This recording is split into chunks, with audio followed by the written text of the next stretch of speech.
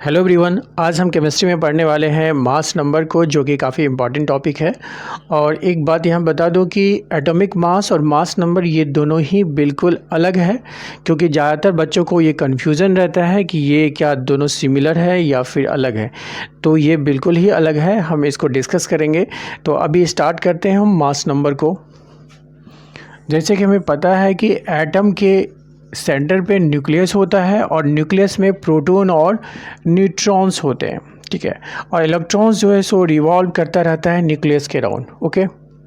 तो mass number को अगर हम डिफाइन करें तो मास नंबर जो होता है किसी भी एटम का, वो उसमें नंबर ऑफ प्रोटॉन्स जितने होते हैं उस एटम के, प्लस उसमें जितने नंबर ऑफ न्यूट्रॉन्स होते हैं, उन दोनों का जो सम होता है वो मास नंबर होता है। अगर किसी एटम में जितने नंबर ऑफ प्रोटॉन्स हैं और जितने नंबर ऑफ न्यूट्रॉन्स हैं, उन दोनों का अगर हम ऐड कर दें तो उस एटम का मास नंबर निकल जाता है, ठीक है।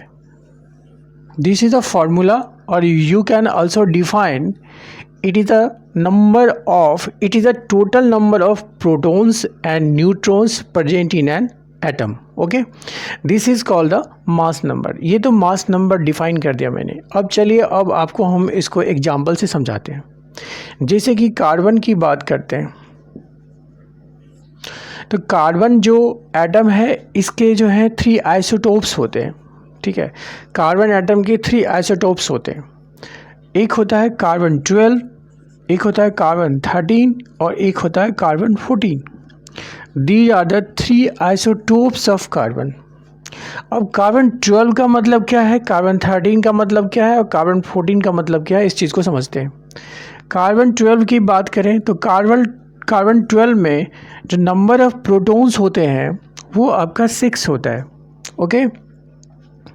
क्यों 6 होता है, इस चीज़ को आप ऐसे समझ सकते हैं कि कार्बन का जो एटॉमिक नंबर है वो कितना है, 6 है। कार्बन का एटॉमिक नंबर 6 है और नंबर ऑफ प्रोटॉन्स ही होता है एटॉमिक नंबर के इक्वल, ठीक है। नंबर ऑफ इलेक्ट्रॉन्स के इक्वल होता है atomic number, but only in the case of neutral atom, okay.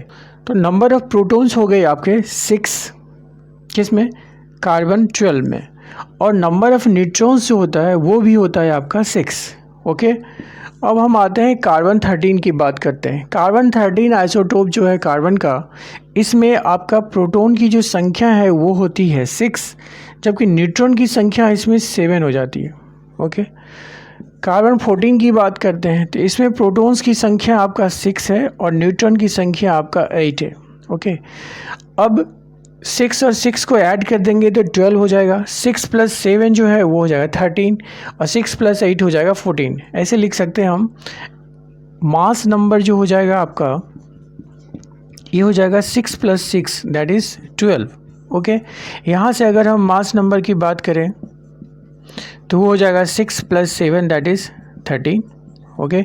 यहाँ हो जाएगा आपका मास नंबर 6 + 8 दैट इज़ 14। कहने का मतलब मास नंबर हमने कैसे निकाला, तो नंबर ऑफ प्रोटॉन्स जितना है उसमें नंबर ऑफ न्यूट्रॉन्स को ऐड कर देते हैं तो मास नंबर निकल आता है, ठीक है। अब कार्बन 12 और कार्बन 13 और कार्बन 14, ये 3 जो आइसोटोप्स हैं कार्बन के, वो इसलिए हैं क्योंकि उसमें नंबर ऑफ न्यूट्रॉन्स जो है सो चेंज हो रहा है, ओके। 12 में 6 है, कार्बन 13 में 7 है, कार्बन 14 में 8 है, बट नंबर ऑफ प्रोटॉन्स जो है वो कांस्टेंट है। नंबर ऑफ प्रोटॉन्स जो है वो चेंज नहीं होता है, ठीक है। तो वो आपका तीनों ही केस में 6 है। चेंज हो रहा है तो सिर्फ और सिर्फ आपका नंबर ऑफ न्यूट्रॉन्स हो रहा है, जिस वजह से क्या हो रहा है, मास नंबर जो है वो भी चेंज हो रहा है, राइट। तो कह सकते हैं कि कार्बन का जो है सो एटॉमिक नंबर तो आपका सेम है, that is number of protons तो सेम है। नंबर ऑफ प्रोटॉन्स सेम है कहने का मतलब एटॉमिक नंबर जो है सेम है, बट आपका मास नंबर जो है वो आपका चेंज हो रहा है। एक में 12 हो रहा है, दूसरे में 13 हो रहा है, एंड थर्ड में आपका 14 हो रहा है due to the number of neutrons, okay, 6। तो these are the isotopes of carbon atoms, okay तो इस तरह से मास नंबर हम किसी भी एटम का निकाल सकते हैं नंबर ऑफ प्रोटॉन्स और नंबर ऑफ न्यूट्रॉन्स को ऐड करके। ओके अब अगर हम क्लोरीन एटम की बात करें जिसका कि सिंबल Cl होता है, इसके 2 आइसोटोप्स हैं, राइट। एक Cl35 होता है और दूसरा Cl37। क्लोरीन का एटॉमिक नंबर आपका 17 होता है।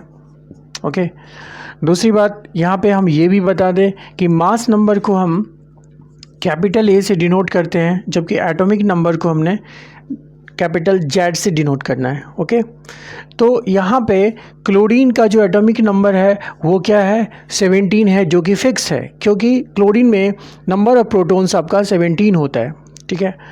जबकि इसका जो एटॉमिक जो मास नंबर है वो चेंज होता है, 35 to 37 होता है।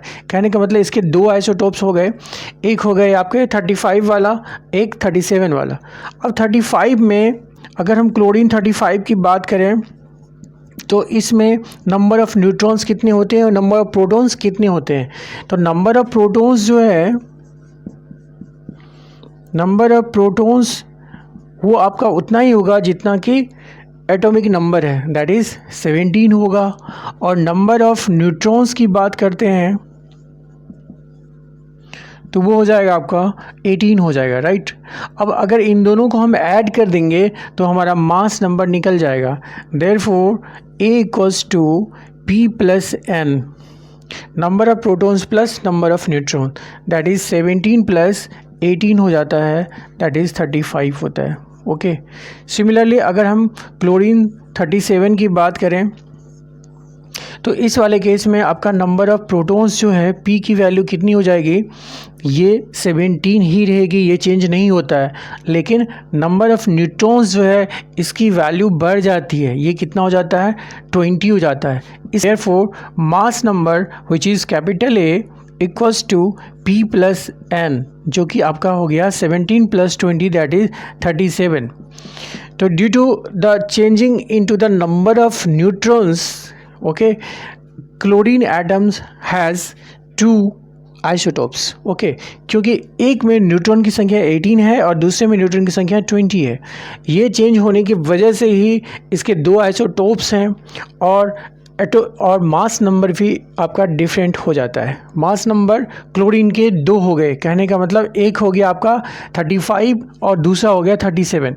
कार्बन के जो मैंने बताया उसमें हो गया आपका 12, 13 and 14. Okay, thank you. We will discuss the next topic, atomic mass, in the next video, and till then keep smiling and enjoy chemistry.